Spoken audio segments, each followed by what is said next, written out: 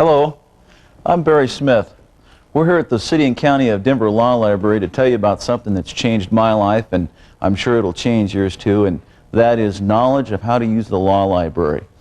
Don't be intimidated by the seemingly insurmountable mass of books that you see in the background behind me here today, because actually once you learn what you're doing, you'll find that all of these books make a tremendous amount of sense in the way that they've laid them out and the way that they've been organized, keeping in mind that some companies like West Publishing and Lawyers Cooperative have had literally hundreds of years to come up with the best possible way to organize legal information so that you and I can quickly gain access to it. In fact, I recently had a conversation with an attorney who told me that one of the most important things that he learned in law school was not necessarily the law, but rather how to look up the law in a law library like this. In fact, I would contend that knowledge that you can gain here in a place like this, properly applied, is power. You know, doing research in a law library is not really all that much different from doing research in any other library. If you've ever written a term paper in high school or college, or done research preparing to do some type of experiment or something like that, no matter what the setting, the research principles are a lot the same.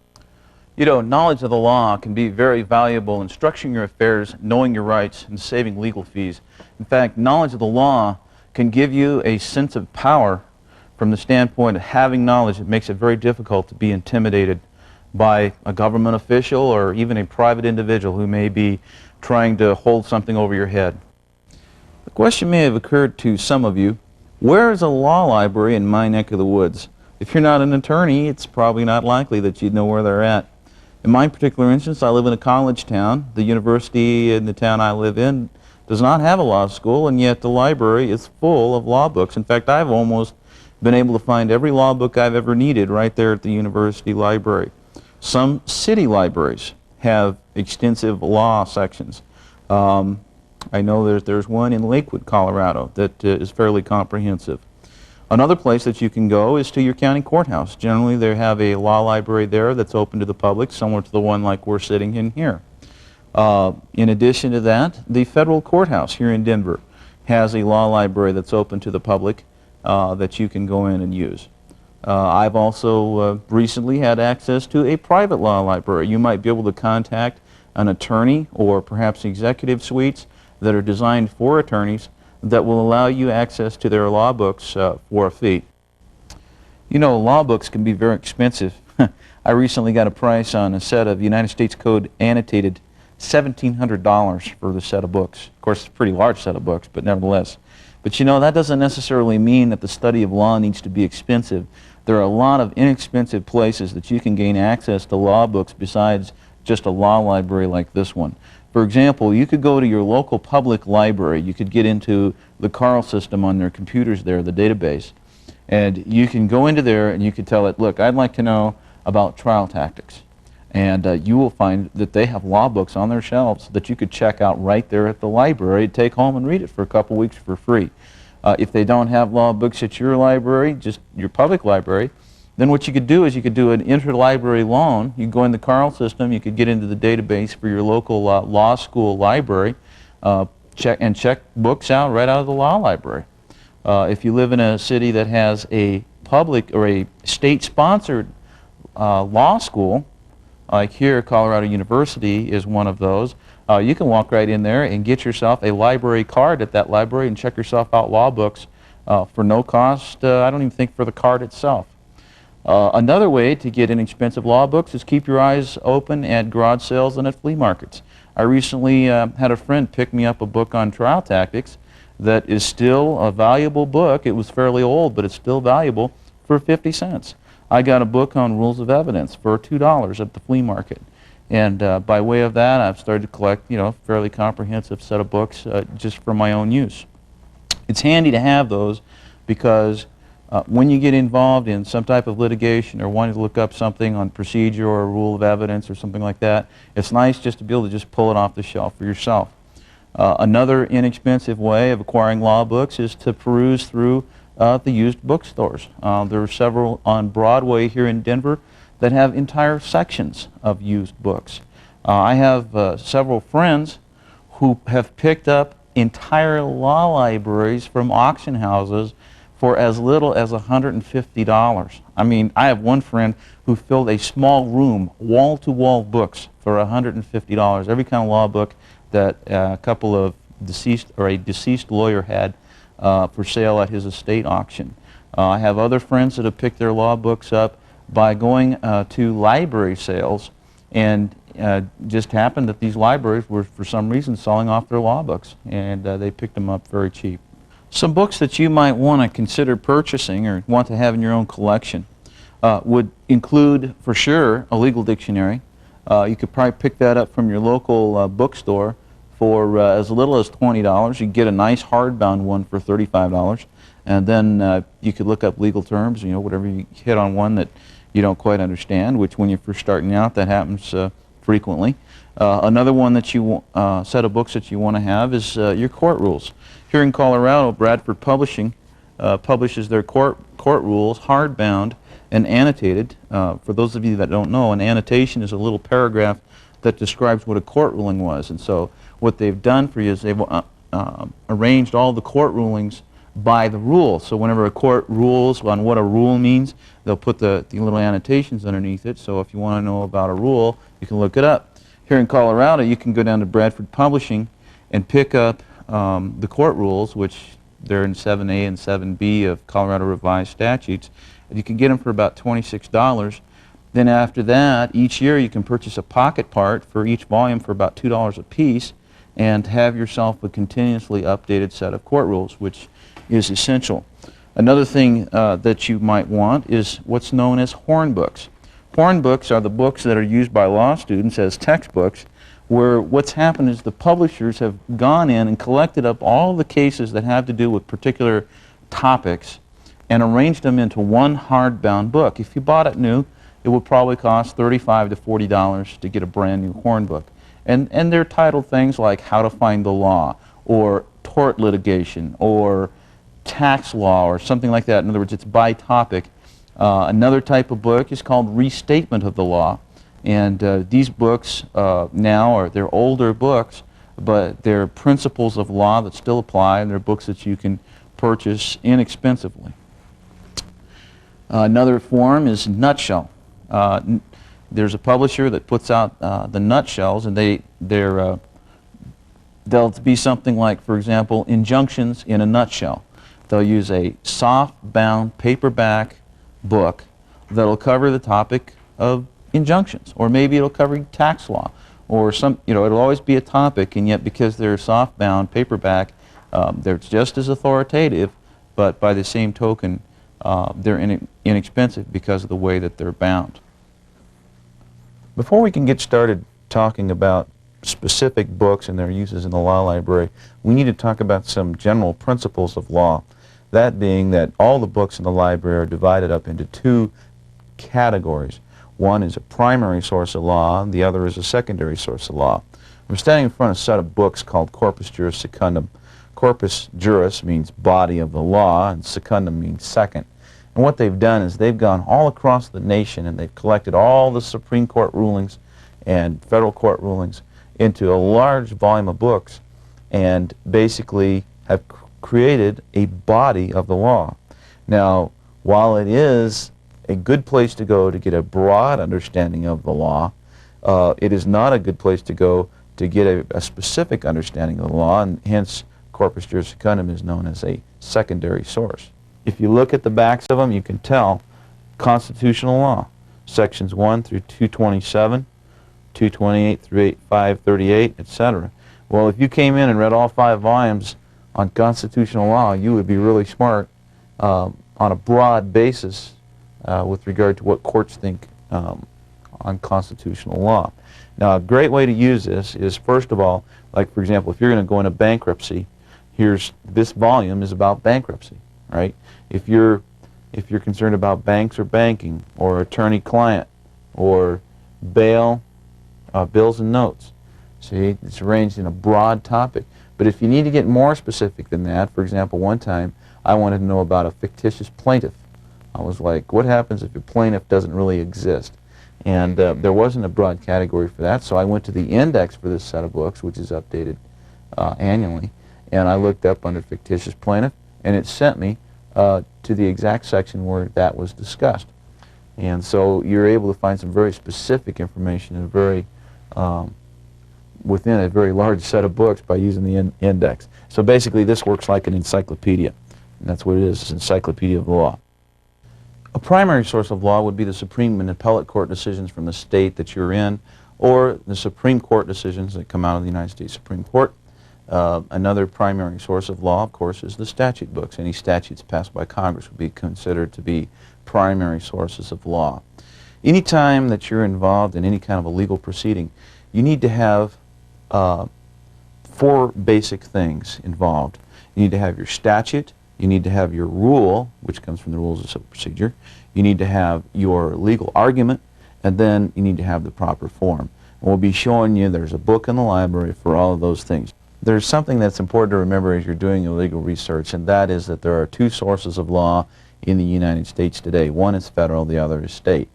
When a state court deals with a state matter, the federal courts consider that to be the most authoritative on the subject, and as a consequence of that, the federal courts are bound by state court decisions.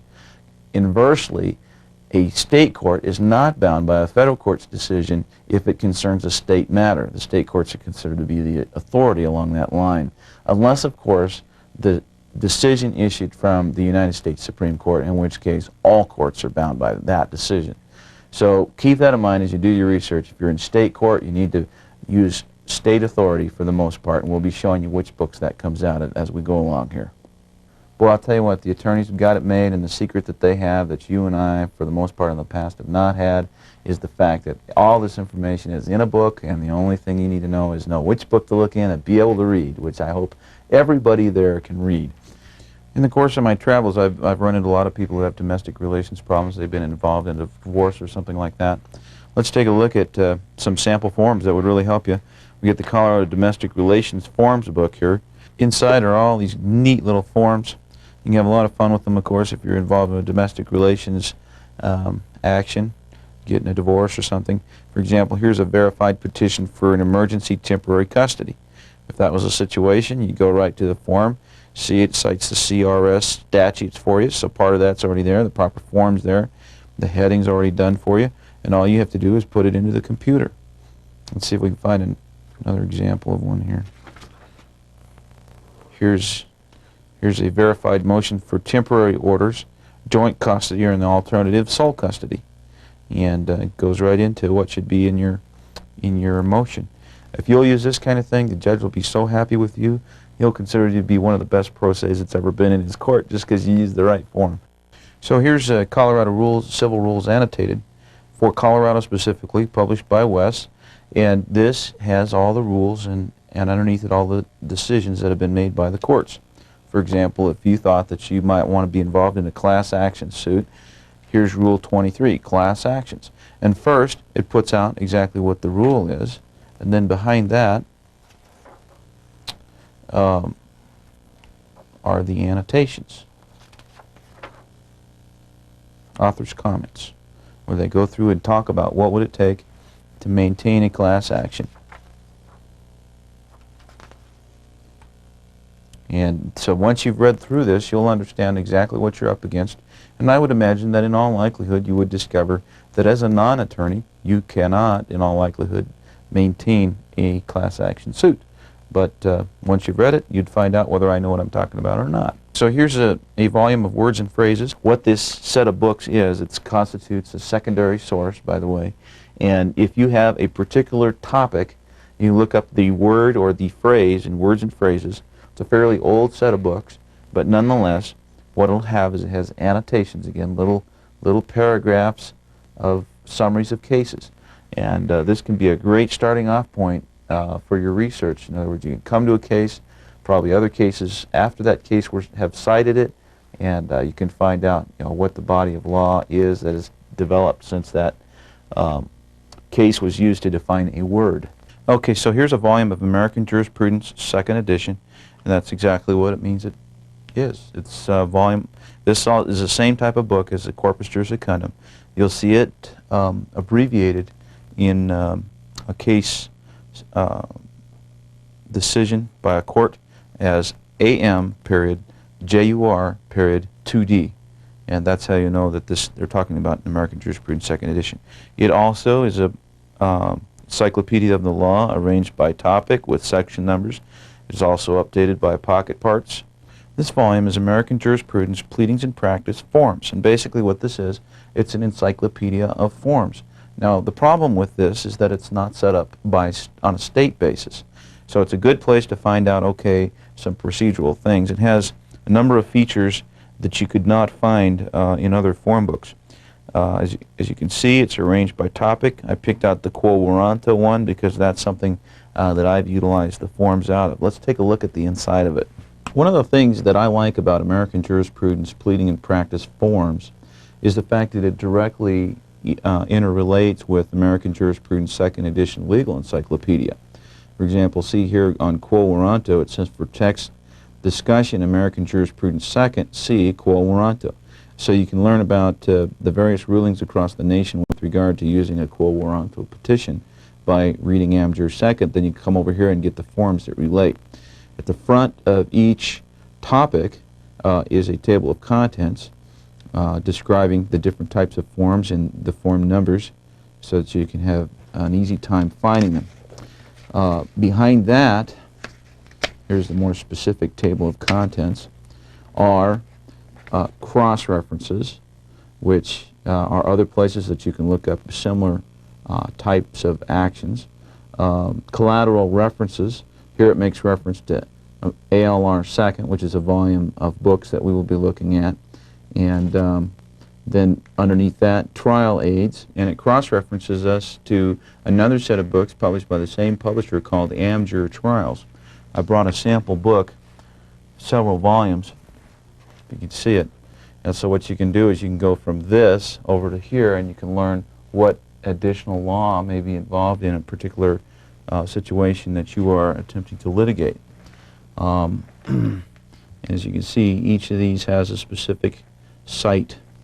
Then annotations, this sends you to still another set of books that the same publisher publishes.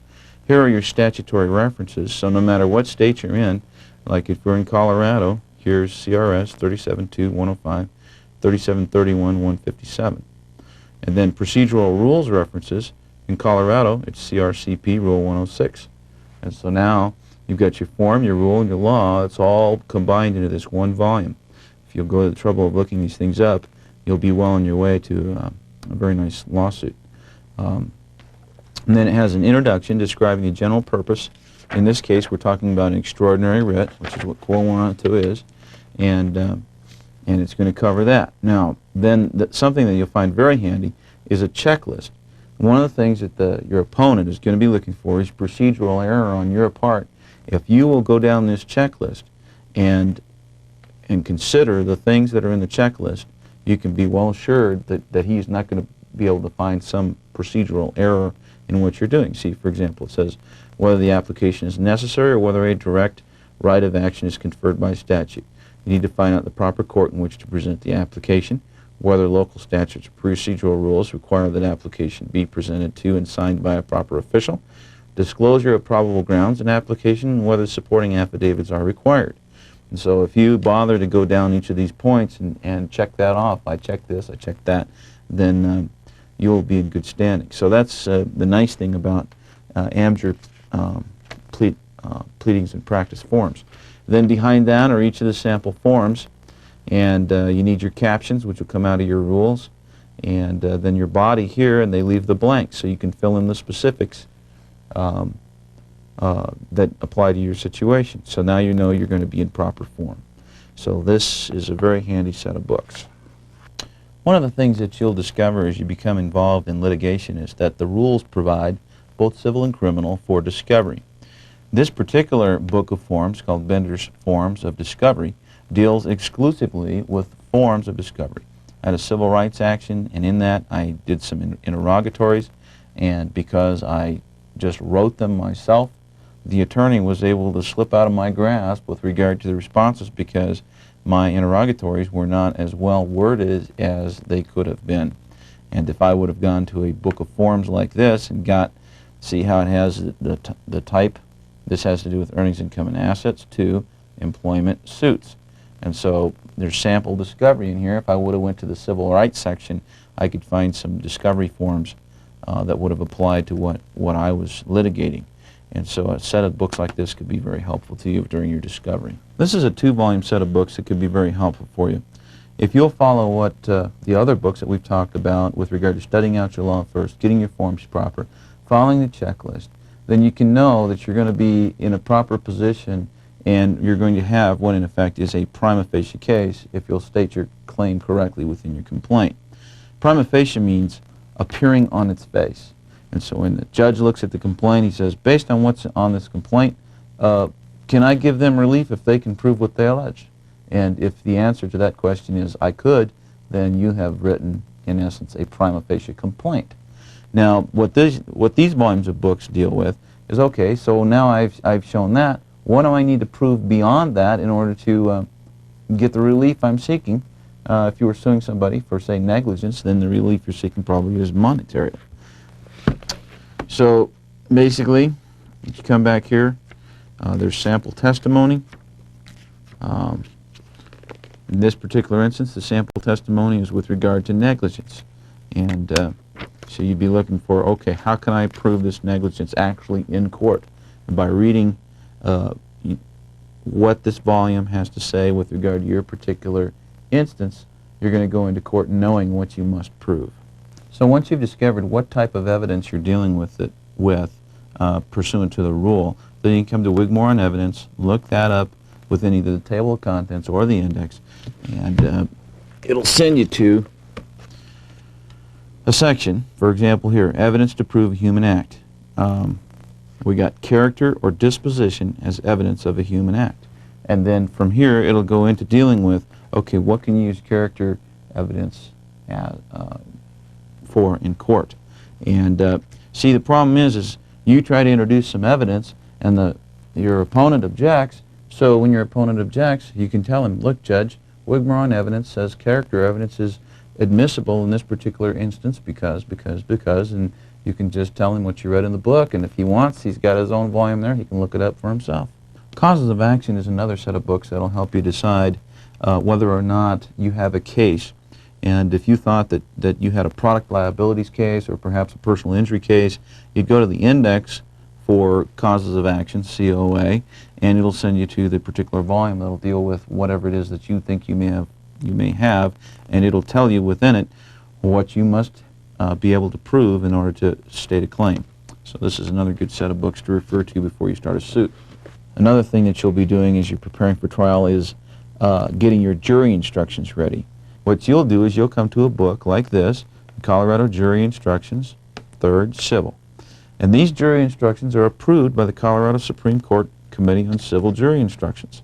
And so there's a jury instruction in this book for each particular instance. In other words, the judge sees product liability cases come through, and there's a standard set of jury instructions for that. If you're in federal court, then here's a book called Federal Jury Practice and Instructions, both civil and criminal, which have been compiled. And you can put your proposed jury instructions in coming off of this. And then they'll be in proper form, and the judge will really appreciate that, I'm sure. So if you get it down the road as far as getting ready to go to trial, you don't want to be like a friend of mine who he basically was like a dog chasing a car, and he caught the car, and then he called up and said, I caught the car, and now I don't know what to do, because the federal court let him in and said that he had stated a claim, and now he's ready to go to trial. He didn't know what to do. So what you can do is you can come to the index for preparing for settlement and trial, a set of volumes of books that deal specifically with that, and these books will help you get ready to go to trial. Another book that will help you do that same thing is Goldstein's Trial Technique. And you can look through this and determine what you need to know before you go to trial. To find out what your law is in a state, you'll be using Colorado Revised Statutes. In the instance of Colorado, different states call their law a different thing, but typically you'll be able to find your state law book fairly easy. This is updated by Pocket Parts, as you can see here, and what else? Published by Bradford Publishing. There's another, West Publishing also publishes Colorado Revised Statutes, their own version. And annotated, of course, means that underneath each statute that there is a brief paragraph that describes the results of the case. As I was saying, this is updated by Pocket Parts. A pocket part, rather than reprint an entire hardbound volume every time the legislature elects to change one single law, what they'll do is they'll take and they will publish this little pocket part that goes back in the back. And it is numbered in such a way that if you were looking at 18.8.501 of Colorado Revised Statutes, you just flip back to the pocket part and see whether that particular law had been changed. If it has, it'll have a reference there. Sometimes it has not, and what it'll have underneath it is the new annotations of recent court decisions that have been made. So now let's take a look at the Colorado Reporter and the Colorado Digest. This particular set of books is where they publish all the appellate and Supreme Court decisions that issue out of the state of Colorado. On the back binder here are the volume numbers. This particular book contains volumes 12 to 22, and the abbreviation of this is P.2D. And so what this is telling you is that it's all the Colorado decisions and that they're arranged by citations to Pacific Second Reporter, which is a volume of books that we'll be looking at a little bit later. Once you get inside this set of books, see how it has the little thumbnail deals that tell you which volume it is that you're dealing with. You come down here, get to the front of a case. Here, for example, we've got New Hingen versus New Hingen. It's a divorce case. It came from the Supreme Court of Colorado. It's a decision. This particular one was made on January 16th, 1933. Underneath that are what they call head notes, and it's a little paragraph about each of the topics that the court discussed. This decision discusses divorce, two different issues centering on divorce. If you look next to this divorce, there's what's known as a key number, and this one said 245 and then in parentheses a 3. If you go to divorce, section 245.3, you'll find a bunch of other cases inside the Colorado Digest that'll discuss this same topic here. Now, this number 1 right here is what's known as a head note, as I was saying, and this is just a brief discussion of what the case talks about. This can be very useful for you when you don't want to read the entire case. Maybe you're only interested in one little issue that the court talked about. Well, you can sit here and read these little synopsises and determine from that whether it's an issue you're interested in. If it is, then you can take this head note right here, 1, and follow it across to this head note right here, and from right here to right there, the court is discussing the issue that you're interested in. Now you don't have to read the whole case and a bunch of issues that you're not interested in. And so the head note can be very helpful. Then this key number here is really good from the standpoint that there's a volume of books called Colorado Digest. Now this Colorado Digest is arranged by key numbers. So if we happen to be looking at a monopoly case in that set of books, and it said monopolies, key number 12, and then in parentheses of 15, what we do is we come down here to 12, 15, and we see other cases that are related to patents and monopolies. We can read these little annotations, and at the bottom of each annotation is the site for the case that the little annotation came from. And so from there you can go look up the entire case if you'd like and find a bunch of other cases that are related. Now Colorado Digest is also updated by Pocket Parts, and as a result you can find out the most recent decisions by following those key numbers back into the Pocket Part. Out of all of the volumes that I've discussed up to this point, I think it's important to show you which ones are the primary sources of law. Remember, we talked at the beginning about how there's two. There's primary and secondary sources. All the volumes that have to do with like getting you ready for trial and commentaries on evidence and that kind of thing, those are all considered secondary sources. So far, the only volumes that we've dealt with that would constitute primary sources of law are the Colorado jury instructions approved by the Supreme Court, the Colorado revised statutes, which is the laws passed by the legislators, of course, and then also the Colorado Reporter, which deals with Supreme Court and appellate court decisions in the state of Colorado. These decisions are binding on the state courts. Okay, let's talk about some other uses of the Colorado Digest. One thing that you can do with this is that one of the volumes is a defendant-plaintiff table, also words and phrases. And so what you can do here is, if you know the name of a case and you know it's from Colorado, maybe sometimes what will happen is you'll forget the order that it came in. You'll remember the two names in the case, but you don't remember whether one name was the plaintiff or the other name was the defendant, and so forth. And so it's handy to start off with a defendant-plaintiff table. And what they've done is they've organized all the cases that have come out of the appellate and Supreme Courts in Colorado alphabetically. First by plaintiff, and then the other way by defendant. So you can go here and it'll give you the cite. So if you just have the name of the case, you can get that to use the cite. The other thing is that within the Colorado Digest itself, remember it's a secondary source of legal information, is words and phrases. So if you want to see what Colorado courts had to say about a specific word or phrase, then you could come right here and look up what cases discuss that. Of course, again, it's updated by pocket part. Here's another book that's part of the Colorado Digest is the table of cases, and this is arranged by plaintiff-defendant. And this is more comprehensive. Let's take a look at what it has. Okay, here's Denny v. People. It's from Colorado, 104 Pacific 2nd, 610, or 106 Colorado Supreme Court Reporter, 328. There's two sets of books. One set is only Colorado Supreme and Appellate Court decisions. That's what COLL stands for. And the other set is Pacific 2nd, which is Pacific Reporter, 2nd edition. That's volume 104 at page 610. So that's where Denny v. People occurs. And then underneath this it says criminal law, and then it has the key number 863-1 and 873. And so that tells you that this Denny v. People, the issue that was addressed there was a criminal issue. Another use for the table of cases is, suppose that you have a case, just for example, Smith v. People.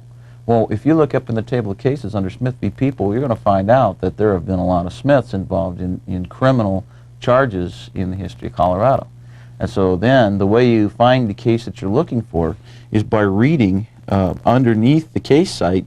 It has these little abbreviations. It says criminal law here on Denison v. People, or up above this, homicide. It's HOMIC, H-O-M-I-C, is an abbreviation for homicide.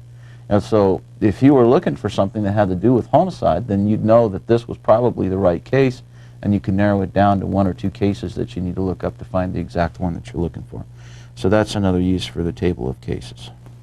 Okay, let's go to another book that's also part of the Colorado Digest, which is the key words, the descriptive word index. And it's broken out alphabetically again. And for example, here we've got colonies, color of law, color of office, color of state, color of title, and then underneath that are exactly what sections of the digest you could find these descriptive words discussed in.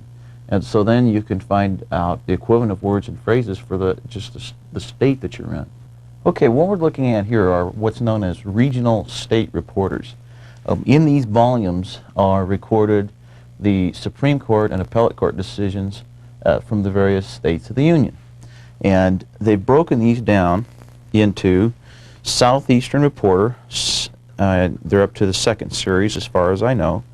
The Southeastern Reporter will be cited in court cases. In other words, if you're reading a decision and they cite to Southeastern Reporter, it'll say S.E. S period, E period, 2D. And that tells you that this is the particular volume. Now, if you see it cited that way, in parentheses next to it will be the exact state that the decision came from, as well as the year that the decision came out. This covers Georgia, South Carolina, North Carolina, Virginia, and West Virginia. Those are all the states that are covered inside this volume of reporters. The way this works is that they'll let this series run typically until it gets up to volume 999, and then they'll jump to the third series. And so then it'll be S period E period 3D, and then volume 1. Okay. Now then the second kind that we have is Southwestern Reporter, second series, and this covers Arkansas, Kentucky, Missouri, Tennessee, and Texas, and its abbreviation will be S period W period 2D, and that tells you it's Southwestern Reporter, second series, and then again in parentheses it should have an abbreviation for which state it came out of. And this number here, of course, is the volume number. And that, in other words, it'll be 166, S period, W period, 2D, and then it'll have the page of this that it occurs on. Southern Reporter, second series, will be S period, 2D, and this covers Alabama, Florida, Louisiana, and Mississippi. Atlantic Reporter will be A period, 2D, and then it covers Connecticut, Delaware, District of Columbia, Maine, Maryland, New Hampshire, New Jersey, Pennsylvania, Rhode Island, and Vermont. The Northeastern Reporter, second series, covers Illinois, Indiana, Massachusetts, New York, and Ohio. Of course, all of these are arranged. Here's your volumes here. We've got, and the Northeast would be NE period 2D, or N period E period, caps, 2D. Here's the volume, of course. Northwestern will be N period W period 2D, and it covers Iowa, Michigan, Minnesota, Wisconsin, Nebraska, South Dakota, and North Dakota. The Pacific Reporter is where Colorado decisions are recorded. Its abbreviation is P period 2D. Here's the volume, of course. Arizona, California, it covers Arizona, California, Colorado, Idaho, Kansas, Montana, Nevada, New Mexico, Wyoming, Oklahoma, Oregon, Utah, and Washington. Now let me give you the theory behind a regional reporter. Generally, I think you would find that the law in a wild western region of the United States where allegedly men are more independent, the decisions that issue from the court are going to be more alike and more likely reasoned out the same manner than a decision that, say, came from an East Coast court where conditions are considerably different than they are in the western regions of the United States. And for this reason, it would be better for you, if you were in Colorado, if you're going to cite an out-of-state case, it would be better to cite it from a court or in a state that's immediately around Colorado than it would be to cite a case from New York. From my understanding of it, the state of Illinois, its constitution, Colorado's constitution was fashioned after Illinois' constitution. And as a result, the Colorado courts look very favorably upon the citation to an Illinois case. And so these kind of principles, that's the reason that you have a regional reporter. And then we got the oddball, which is New York. And New York has a number of different reporters that their decisions are recorded in that I guess the only way to describe it is that their system is not totally like all the other regions, in that New York has its own. I guess maybe it's because the people in New York are very litigious. So each of these regional reporters that we've looked at here works basically the same way as the Colorado reporter, which I showed you with the key numbers and the head notes. And one other thing that I have not mentioned is that at the beginning of each case in all of these reporters, there is a little one-paragraph summary of what the case is about. For example, this one here, Citicorp Person-to-Person Financial Center versus Fremont National Bank. It came out of the Colorado Court of Appeals, Division 3, the decision issued on April 2nd, 1987. We can tell those things from right up the top there. Then it says, beneficiary under deed of trust brought action seeking determination that it had prior right to proceeds from installment land sale contract pursuant to foreclosed deed of trust and trustee's deed. So basically, if you were looking for a case on banks and you got that far into this thing and you were going, none of this is what I care about, you'd close this book and move on to the next case. But by the same token, if it kind of whet your appetite a little bit, then you would continue on. To go with each of the regional reporters, there's also the equivalent of a Colorado Digest, but it's set up on a regional basis. In this particular instance, I pulled out the ones for Pacific Digest because they would cover the ones in the Pacific region, which includes Colorado. This particular digest starts with volume 585 of Pacific Second, or Pacific Reporter Second Edition. So only things you're going to find in here are cases that are starting with volume 585. Again, this book has your descriptive word index, and then it's arranged alphabetically and updated by pocket part. So here's your table of cases within the Pacific Digest. So now when you're looking at this, you're going to be looking at this for all the cases that are in that particular digest. So you're going to be seeing decisions from Arizona and Idaho and Montana and California, etc. And then here's your defendant plaintiff table. So again, it's set up exactly the same way, same key numbers. And then this is updated about every 10 years. They come out with another edition of it. And so this blue one represents the edition that was prior to the green ones. And it's set up by topic. And again, the most recent pocket part update will be inside the book. One thing that will be invaluable to you as you're doing your research is Shepherd's.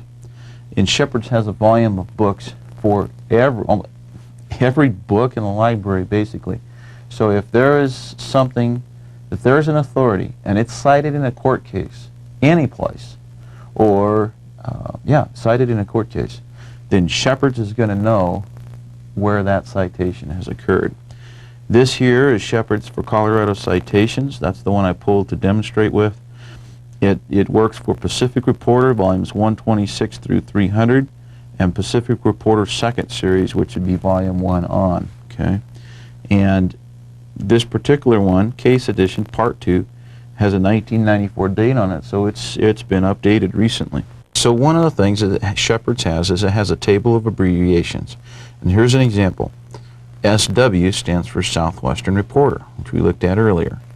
SW with a 2 inside the W stands for Southwestern Reporter Second Series. And basically this table of abbreviations covers everything that will be used inside of Shepherd's. Then another section of abbreviations it has is on the following page. Like this little A means affirmed. If it has a CC, it means it's a connected case. A D means dismissed. M means modified. R means reversed. S means same case. A capital S means superseded. A V means vacated. Here's U.S. cert denied, U.S. cert dismissed, U.S. rehearing denied, U.S. rehearing dismissed. And then we've got treatment of the case. And this would be how the court talked about it in the case that the C, this little C appears next to. So if the court criticized it, it'll say C. If they distinguished it, it'll say D. Explained it, E. Followed it, F. Harmonized it, H. A dissenting opinion, that would mean that the case was discussed in dissenting opinion. If it's got a capital L, that means it was a limited. If it has an O, that means the case was overruled. And a P, it means it's a parallel case. Here, at the top of this page, you can tell that what we're looking at is Pacific Reporter Cites. Now, if it was talking about Pacific Reporter Second Series, it would have a 2D after this right here. Okay, now over in this corner, it says volume 127. So this is working kind of like a dictionary. Here, it changed to volume 128. So on page 56 is the first case that this is talking about occurred. Then you can see that this case, which would have been volume 128, the site would have been 128 P 56, and then that was cited in 88 P 385, 131 P at 784, right? And here's those little letters that we just looked at. An S, if you look at your table, it'll tell you what that means. A J means the case was discussed in a dissenting opinion. Here's an F, I believe that means it was followed. So this is in 157 Pacific Second at page 618. Now this page right here is the exact page that the site occurs on, not the starting point of the case. All right? And so from this you could tell that this particular case has never been overturned, and it's still being cited as recently as volume 729 of Pacific Second, which means that's a fairly new case there, where it was being discussed. Okay, so this is volume 135 of the Pacific Reporter. The case that appears on page 137 of volume 135 was discussed in the following cases. This one, this one, this one, this one, this one, this one. Okay, so what this is saying is in volume 176, of Pacific Reporter at page 493, this case, which is 135 Pacific 137, was discussed. This one here is telling you that in the dissenting part of the opinion at 87 Pacific 2nd at 750 that the case was discussed. Okay? This right here, 24 COA 458, is telling you that this is the same case that appears in volume 24 of the Colorado Appellate Court Reporter, where only appellate court decisions were recorded, at page 458. Another volume that'll be of use to you is the Shepard's, that talks about constitutional provisions, statutes, court rules, and jury instructions. This is set up so that when you have a constitutional provision, if you are interested in finding out, for example, I wanted to know what Colorado courts had said about juries, and a jury of 6 in criminal proceedings, and a jury of 12 in criminal proceedings. So Article 2, Section 23 of the Colorado Constitution says that I'm guaranteed a trial to a jury of 12 in all criminal matters, and that all civil matters I get 6. And so what I did was I opened up in the Shepard's to Article 2, Section 23, and looked up all the cases that were cited under that particular section of the Constitution. And what that would show me is that would show me every case where the courts ever discussed that particular provision of Article 2, which is Colorado's Bill of Rights. And from that, I was able to find out where I stood as far as why they were not giving me a jury of 12 on the basis of Colorado law. In other words, why is it the Supreme Court wrote the rules that they did? So I had an instance where I was charged with reckless driving. So what I did was I just went to the Shepard's, I looked up that particular statute in the Shepard's, and then it led me to every court case in Colorado where the Supreme and appellate courts ever discussed reckless driving. And so I was able to discover the body of law with respect to that particular statute. So see here where it says 42.4.202, and then it has subdivision 1, and it has a case site, and then underneath subdivision 5 it has 2 more places where this particular statute was discussed. So I don't recognize those abbreviations, so I'd have to go to the table of abbreviations and look that up, and then from there I could go find out where these discussions occurred. And from that you could find out all the places that the courts have discussed the statute. In this particular section, the Shepard's talks about the rules. So here we're starting with rules of civil procedure, and it starts out with Rule 1. Well, underneath Rule 1 is every single place that a Colorado court ever discussed Rule 1 with the site. And so you could go and you could study up everything that ever had to do with Rule 1. So here's the provision in Shepard's for the Colorado Constitution. In this particular case, since Article 2 is our Bill of Rights, we're dealing with that. If we come down here to Section 16, now we're looking at possibly the rights with regard to weapons.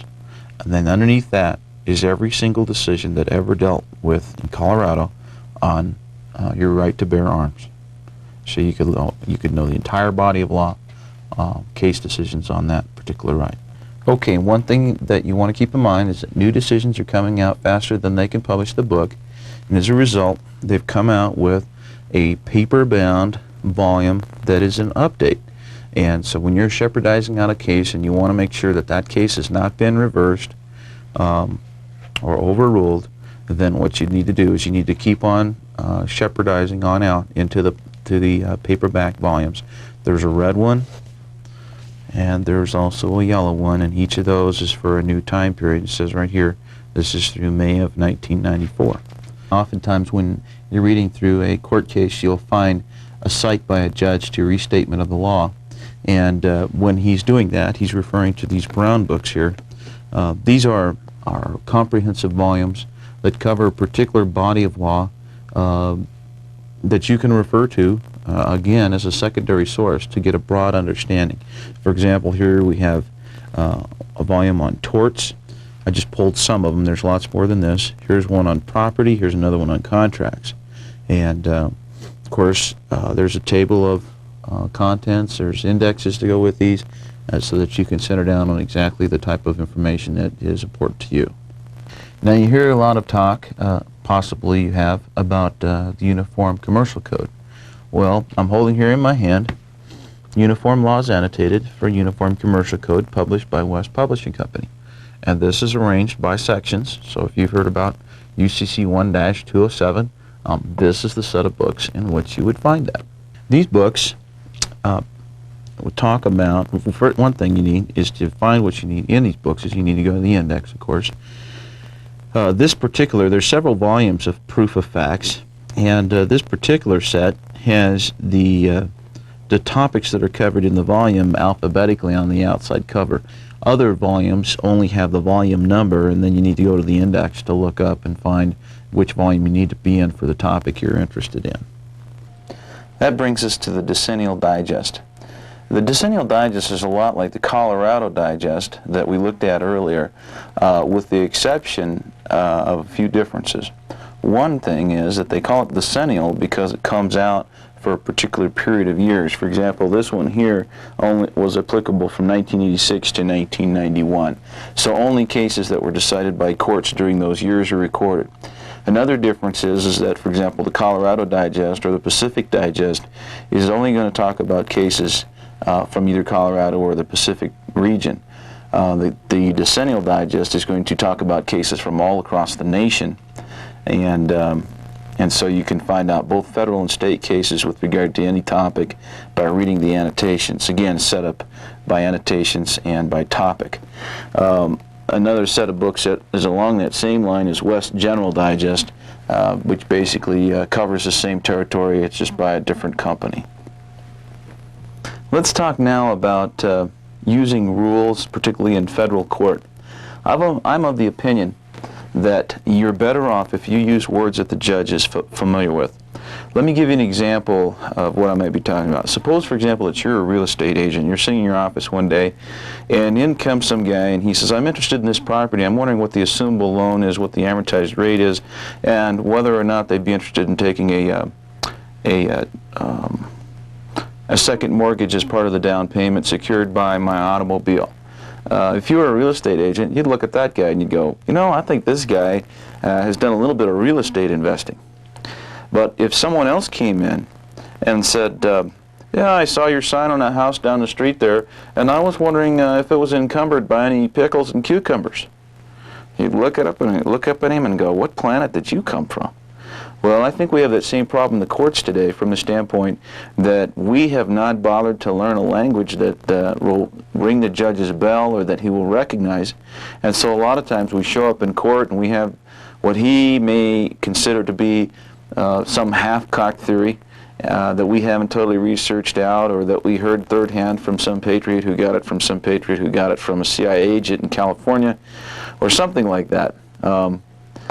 But at any rate, I think it's a much better situation to go in and sound to the judge like we know what we're talking about by using language that he's familiar with. And there's a couple of things that could go into that. One is the proper use of rules in the court. If you think that you want to do a particular thing, one of the best things you can do is go to the table of contents for your rules for whatever court you're in. Go down that until you find a rule that's applicable to what you want to do. And then, it's not enough, everything is not always as simple as it appears on its face. So you may read the rule, think you understand what it says, and then later come to find out that everybody else has a different understanding, and who knows, that may have been standing since 1960. And just because you haven't been in the legal arena, you don't know it. There's some volumes of books in the library that will help you understand what everyone else knows about a particular rule or particular procedure. I have sitting next to me here some of those books. In the past, when I've wanted to know about a particular rule, I've gone to United States Code Service, the United States Code Annotated, here on the end, and they have the court's rules, and then underneath each rule they have annotations that show which decisions courts have made regarding what those rules mean.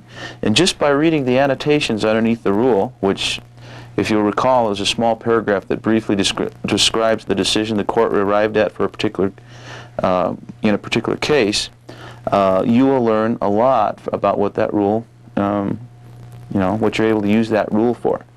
Another set of books that will help you are Federal Rules Digest. They're broken out by rule, As you can see, now this particular one here is pertains to Rules 19 through 22 of Federal Civil Procedure. And so once you find the rule that you're interested in, you can read up on how it's used and be ready for that. This is, of course, all of these are multiple volume sets of books. I've just got a couple here to show you. There's another set of books that can help you in that regard also. Wright and Miller on Federal Practice and Procedure. They have volumes of books that deal with criminal rules of procedure in federal court, civil rules of procedure. They have books that deal with evidence. I have a sample of the book on evidence here, and the evidence is broken out by the rules of evidence. And then, as is the books that deal with civil procedure, they are also broken out by each rule. So if you can find the rule you need, you can come to these books, look up where their discussion is in that particular rule. These books are very heavily relied upon by the legal profession, both judges and lawyers, for determining whether they're using the proper procedure. Another set of books that will help is Federal Procedure, put out by Lawyers Cooperative. And they break theirs down by topic, and because of their unorthodox tactic, in my opinion, what would be handy to locate what you're interested in is the general index. So you just go to the index, look up the topic that you're working with, and you'll be right on point for the forms you need. The one I have here covers aviation and space to banking and financing. So as you can tell, they have every topic under the sun. Another set that would also be useful is More on Federal Practice. They also break theirs out by rule and cover a number of topics. And then they also have an index that comes with theirs, so you can locate a book that would be useful. Another thing that will really help you ring the judge's bell is if you put the argument that you learned from the books we just showed you into its proper form. And we've already discussed that some with regard to American Jurisprudence, Pleadings, and Practice, where you can get sample forms for all types of stuff. But in order to get proper procedural forms for federal courts, there are some more specific places that you can go. I have here sitting next to me federal procedural forms from Lawyers Cooperative, arranged by topic and accompanied by a general index. And you can go to the index and look up the form that you need. As you can tell, it covers a broad range of topics. This one starts off with telecommunications and goes to trademarks. There's a whole set of volumes, just like Amateur Pleadings and Practice. Another good place to go is Bender's Federal Practice Forms, sitting here on the end. Again, they break them out by rules. And so if you find the rule, then you can go to the form book, look under there, and go straight to the form, find the one that meets your requirements, and fill in the blanks, basically, and you're ready to take it in and file it in court. For those of you who get as far as the appeal process, Bender's Federal Practice Forms also has federal appellate forms. Suppose, for example, that you need to file a motion for an extension of time in which to file your brief, or if you like to motion the court to supplement the record because you noticed that the district court clerk didn't file a proper record for the case. Those types of forms would be in there. In my case, I need to substitute a party. I have a government official being sued in his official capacity, and the old one is no longer involved in the case, and so the rules state that the new one should be automatically substituted. Well, my opponents are not looking at it like that, and so I needed a form that showed me how to substitute parties. I went to the Bender's Federal Practice Forms, looked one up, and it's going to be in proper form as well as citing the proper rule. Let's talk about some of the substantive primary sources of law for federal courts. One of the ways that you can find out what that is, of course, is by going to the United States Code. There are two private publishers of the code that include the annotations and additional things that would help you locate law related to the law that you're interested in. And that would be United States Code Service, United States Code Annotated. Each of those is a set of books that's published by a different publisher and are regularly cited by the courts as a primary source of law. Of course, they're publishing United States law without change, and then just adding research aids to it. And I have some samples here. One of the fastest ways you can zero in on exactly what topic it is that you're interested in. Suppose, for example, that you wanted to learn what was involved in the Federal Tort Claims Act, and whether or not you could sue a government official for an intentional tort that he committed while he was acting in his capacity as a United States official. What you would do is just go to the index and look under Federal Tort Claims Act, and it'll send you to the section of the United States Code that deals exactly with that. The other thing that ties directly in with that is the Code of Federal Regulations. They've set those up so that once you find the statute in United States Code that applies, then all you need to do is cross over to the CFR. The CFR is set up in such a way that it starts off with Title 26. For example, if you're dealing with the IRS, it starts off with the title, and then the abbreviation will be CFR, and then it'll have the section that you're dealing with, and that section is numbered the same way as the statute that you're dealing with. The only difference is that you're in the Code of Federal Regulations instead of in the statute itself. So it's pretty easy to cross over from the set of books called United States Code and then cross that over to the Code of Federal Regulations and find out how the regulations discuss the way the agency's going to enforce that law. Other sources are federal rules decisions. As I discussed earlier, if you went to the court rules in the United States Code, and then from there, underneath those are going to be annotations, and they're going to cite to FRD. With each annotation, most of them will have an FRD site, which is Federal Rules Decisions. That is a set of books that I have here, volume 135, just representing the entire set. And in that, all they record are decisions made by federal courts with regard to rules. And so you can go there and you can learn more about your rule. Another source is West Bankruptcy Reporter. What they did was they collected all the district and appellate court decisions that were made all across the nation with regard to bankruptcy, put them in one set of volumes of books, and it's there that you can look up specific things about bankruptcy. In fact, that goes up to the Supreme Court too, that they put there. So they've done you a favor and just collected them into one set. Another source of primary law is the Federal Supplement, which is where all of the federal district court decisions are recorded. Now, federal district court decisions do not have very much of a priority when it comes to are they a controlling decision. There's several reasons that you would want to read a district court decision. One, if you could find district court decisions from the court that you are in, then that will have some effect with them. Secondly, it can be informative to the court. If you're in a different court than the place where the district court decision that you're using came from, it can just be instructive to the district court that you're in as to the reasoning that was followed in other cases. Another good reason for reading district court decisions as recorded in Federal Supplement are that it'll show you the thinking of a judge that goes into writing a decision.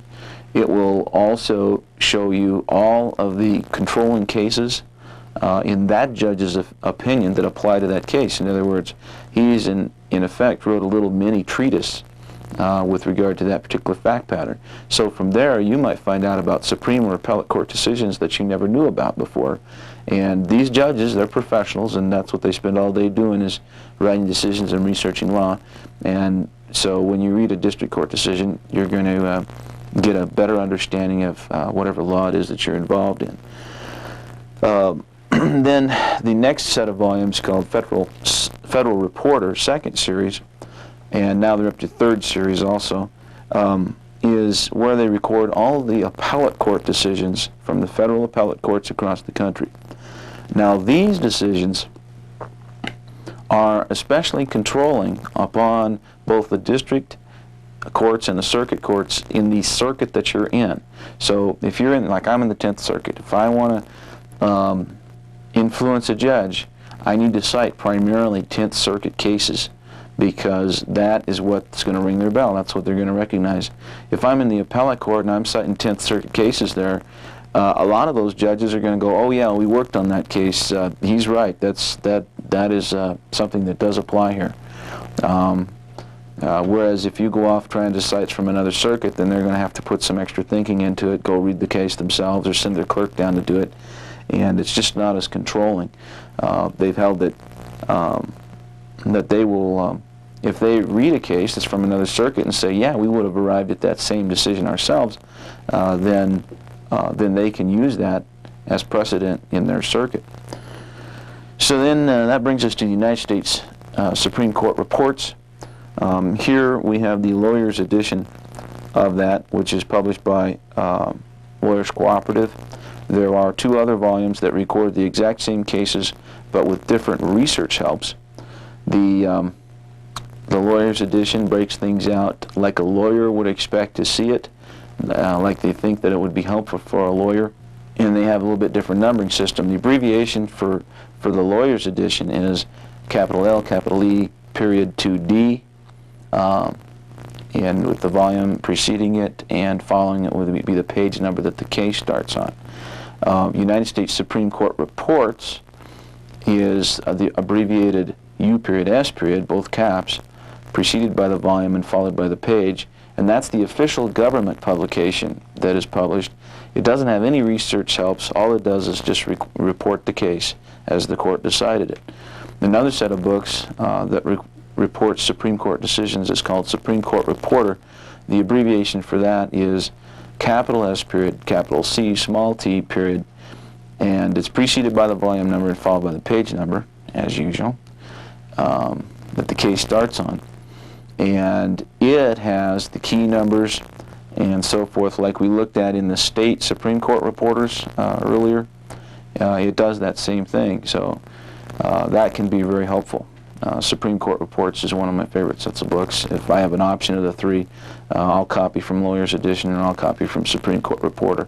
Sometimes what will happen is that legislative intent with regard to the passing of a particular statute that you may be relying upon for relief that you're requesting will come into play. And when that does, you're going to need to know what the legislative intent was in that regard. Now, probably the simplest way to find out what it was is to look at court cases that have been decided regarding that particular statute, where judges have gone and looked it up for you and they cite the particular sections of the U.S. Code, Congressional and Administrative News. Once you get that, then you could go to that set of volumes of books yourself and you could pull it out based on the cite that the judge gives. However, if you're trying to find that out in advance, you know, and no judge has written on that in a decision that you've looked up using Shepard's or something like that, then you may need to look that up yourself. So the best way to do that would be to go to United States Code Service or United States Code Annotated. At the start of the statute, they're going to tell you the source of the law, and that's going to send you to statutes at large. For those of you who remember, the way it works is like this, or I'll help you remember. The statutes at large record laws as they're passed and rescinded by Congress in the order in which it was done over time. The United States Code Service, United States Code Annotated, or United States Code record it based on topics. So they take those and put them all together in one spot based on the different topics. So what you need to do is you need to follow the cite that's in the United States Code Service or Code Annotated back to the statutes at large. In the margin notes of the statutes at large, they will tell you what sections of the United States Code, Congressional and Administrative News, where congressmen and senators discussed those particular bills and what their intentions were with regard to the passing of them. Then, of course, you can go to that set of books and look up their discussions for yourself and see what the legislative intent was. So that is what you'd use U.S. Congressional Administrative News for. With regard to federal law, there are a number of volumes of books that will help you locate the court rulings that are necessary for adjudicating any matters that you might be involved in or want to research. For example, if you were in bankruptcy, you could go to West Bankruptcy Digest. It's organized just like the Colorado Digest, which we looked at quite in detail, and has its volumes with tables of cases. It has its volumes with keywords. West Federal Practice Digest arranges all the district and appellate court decisions by topic and by annotations, and then of course it has its separate volumes with keywords and tables of cases, defendant plaintiff tables of cases, and so forth. They're broken out by topic, and each topic has its own table of contents in the front of it, so then you can look down the table of contents till you locate the sections you might be interested in, flip forward real quick to those, and then start reading annotations until you come to cases that talk about a topic that you might, or that you're interested in. Another set of books that works exactly the same, but is devoted entirely to Supreme Court decisions from the history of this nation, and that is the Supreme Court Digest. It works exactly the same, but the only thing that is in it is United States Supreme Court decisions. One of the fastest ways to locate the law that's controlling in your circuit and really impress the district court judge or the appellate court judges is by using a Shepard's volume. First thing you need to know is you need to know the Supreme Court decision that's controlling in that area of law. I'll give you an example. I want to know about what kind of rights pretrial detainees have when they're in jail. I found out about a Supreme Court decision called Bell versus Wolfish. Now, the primary discussion in that case was that a pretrial detainee may not be punished in any way prior to conviction. Well, okay, that's fine. That makes sense. Then we go, okay, what is punishment? So what I needed to do then was I grabbed a Shepard's book, I looked up that Supreme Court decision in the Shepard's, and I followed it around, as you can see here, to decisions made in the 10th Circuit where they quoted Bell versus Wolfish. I just went from book to book to book, pulling them off the shelf and reading the little short paragraph at the start, trying to find out what the 10th Circuit had said constituted punishment prior to conviction. And then, once I know that, now I'm ready to influence a judge. And this can also be done for you the same way. I have another case on the validity of a warrant, but it came from the 5th Circuit. So all I do is grab the Shepard's book, look up that case from the 5th Circuit, follow the columns down until I come to the 10th Circuit, and guess what? In all likelihood, you'll find that the 10th Circuit has addressed, discussed, and arrived at a conclusion with regard to the validity of a warrant. And they've either adopted that 5th Circuit decision or else they've rejected it.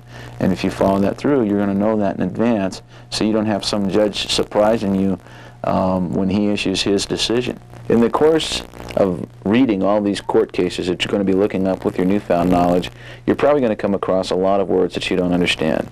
For the most part, that can be easily resolved by picking up a copy of Black's Law Dictionary, Ballantyne's, or Bouvier's, and just looking the word up in the dictionary. There are some words that you'll come across that their meanings will not be all that apparent, and I wanted to address a few of those.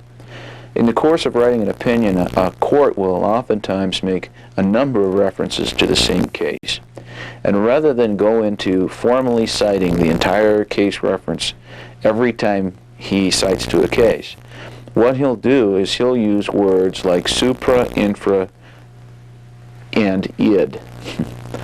And the word supra, what will happen is he will probably just cite one word from the case. For example, if you had Committee for the First Amendment v. Nelson, and that was the case he was dealing with, what he might do is he might just put committee, use his word processor to italicize committee, then follow that with a comma, and then if he had previously cited the case above in the case, then what he will write is supra, S-U-P-R-A, at a certain page number. And what that's telling you was, look guys, I cited this case in its entirety previously in this document. If you need the entire site, go back there and look it up. Then what will happen is maybe he will cite another idea that came from that same case, but again, he doesn't want to write the whole thing. And now he can shorten it again by using a little two-letter word called id, I-D. And what that tells you is that means that this idea or thought that's contained in this sentence also came from that case. And so the id sends you to the super sends you back to the original site where it gave you the volume number and the page number and so forth. Another thing that can happen is that he will be telling you that, look, I'm going to cite this case in its entirety further down in the document. And in that case, what he'll do is he'll say committee, comma, infra, at, and the page number. And what that tells you is that the full site is coming up in the document as you continue to read. Another word that you may not be familiar with is IBID, I-B-I-D. Usually that is used in footnotes, and rather than continue to cite the case over and over again in the footnotes, what they'll do is they'll just, at the end of a sentence, they'll put the footnote, and that you follow that down to the bottom of the page, and the footnote, instead of citing the entire case, will just say IBID, and what that means is it was cited in the last footnote. So just follow it right back up till you get to the last cite that was made in its entirety, and there you will find what you need. Another thing that they'll do oftentimes is they'll use the word ante, A-N-T-E. And what ante means is that this was discussed in this document for the first time, and then it'll be followed by a page number. So if they're on page 26 of the decision, and they're referring to something that took place on page 10, then they'll write ante at 10. And so they're referring back to the earlier page number of the document that you're in. Another little abbreviation that you'll see is et al. Usually that will occur in the case site itself, and that will normally be in a motion or a brief or something like that that is filed in the court. Normally when you're reading a decision, the case caption will include every party exactly as it appeared in the original complaint. They will change nothing. So if you put a little funny in your case caption when you're filing your complaint, guess what? That'll be showing up in the original case caption for whenever that case is published. Now, once they get that original case caption and all the parties listed, then what will happen after that is they'll just list the first party. For example, I'm involved in a case called Smith v. Sandridge. Well, what happened was after the complaint was filed, every motion after that, all it said was Barry Smith versus John Thomas Sandridge, comma, et al., E-T-A-L, with a period after the A-L. And what that's saying is there's a whole bunch of other parties, but we're not going to bother to keep typing them over and over and over every time we file a new motion. And another word that you'll see that I was kind of impressed with, the judge says, we'll address these issues seriatim, S-E-R-I-A-T-I-M. And basically what he's saying is we're going to address the issues in the same order that they were raised. So some of you are probably wondering, now that I have knowledge of all these books in the law library, what am I going to do with them? And there's a number of ways that you can springboard yourself into researching on a particular topic. For example, if the IRS sends you a notice of levy or a notice of lien, it's going to have numbers and letters on it. It's going to send you to a particular section of the United States Code that gives him the authority to do that. A friend of mine, he got paperwork from the Securities and Exchange Commission, and in that paperwork it cited the particular acts and statutes and rules and regulations that they relied upon to send him that paperwork. And so all he needed to do then was bring those down to the library, look them up in their respective books, and as soon as he did that, inside those books are annotations, and then you start reading the annotations.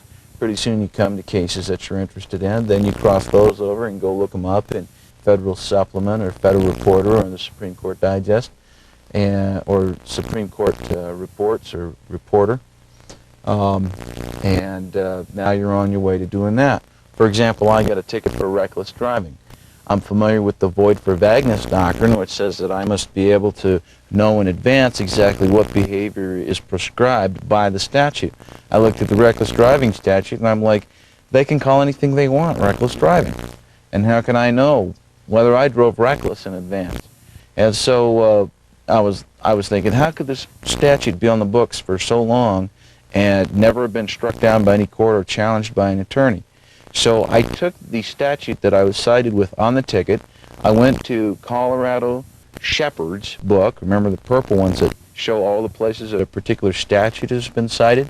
I looked up that statute in the Shepherd's book, and then I started looking up case after case that had reckless driving cited within it. I started reading up on it, and it turns out that that reckless driving was just a codification of an old common law charge with regard to gross negligence or something along that line. And because of that, I began to realize why it was that the statute was still on the books. And so then I began to formulate a defense around what I learned from reading those cases. My friend that got charged with the Securities and Exchange Commission, they sent him all this paperwork and so forth. We brought that down. We looked up the statutes that they cited in their paperwork. Then we took those statutes and we started reading the annotations.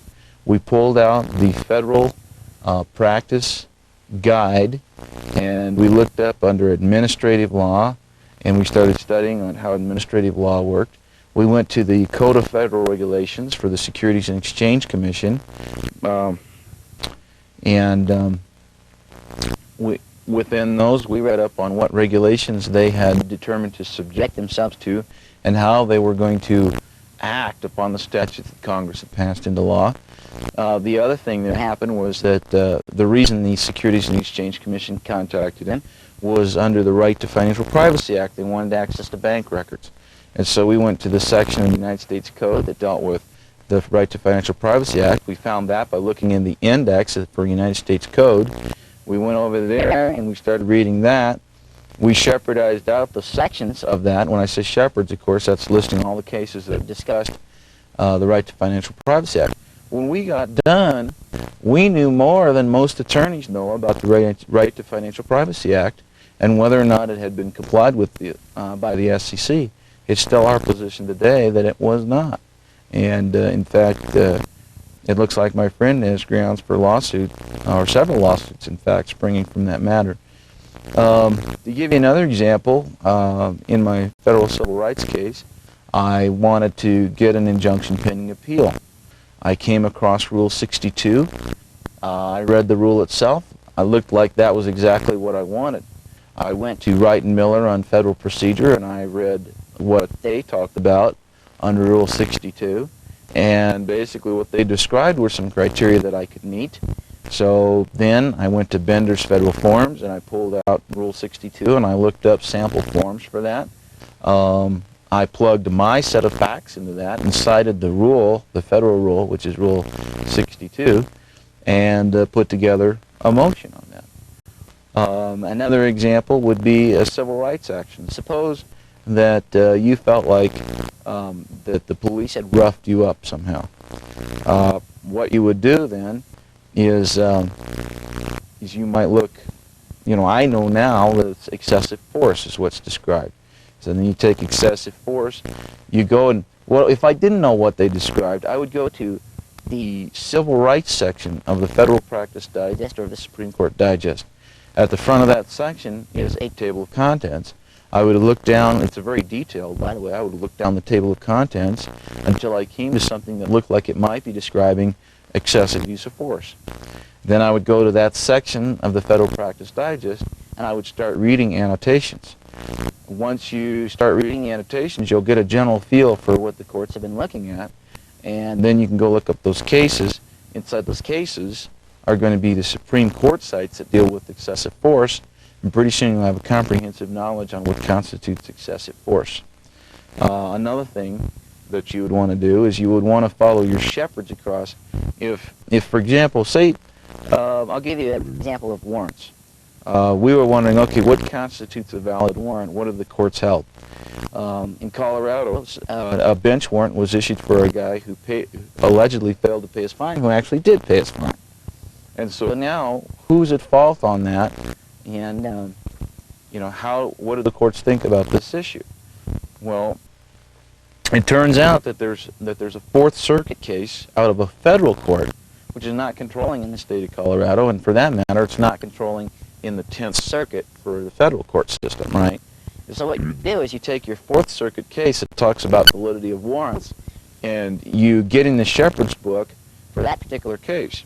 Then it'll have broke out by circuit where that case was cited. So you follow those around until you get to the 10th Circuit or whatever circuit you're in, and that'll show you every time that Fourth Circuit case was cited in the 10th Circuit. And guess what? those cases will be dealing with validity of warrants. And so you can pull all those cases out and read the little brief description at the start of it, and now you'll begin to get a full understanding on what constitutes a valid warrant. Some of you might deal with divorces. If you're dealing with divorce, what I would do is I'd go to my state revised statutes. Here we call them the Colorado Revised Statutes. I know in like Ohio, it's called Ohio Revised Code or whatever. Look, the place where all your state law is codified. Go to the index and look up the term divorce in the index. That'll send you to the state statutes that deal with divorce. You start reading through those statutes until you come to the relevant parts, and then you follow that down and you read all the annotations underneath that, and you start to get a feel with respect to divorce and how it works. You know, after having seen me go through and show you about all these law books and how they work, it may seem a little bit overwhelming. But let me assure you that after having spent just a few days in the law library doing legal research, it won't be very long and you'll feel like an old hand at this. And knowledge of how to use a law library will be a skill that will serve you well for the rest of your life.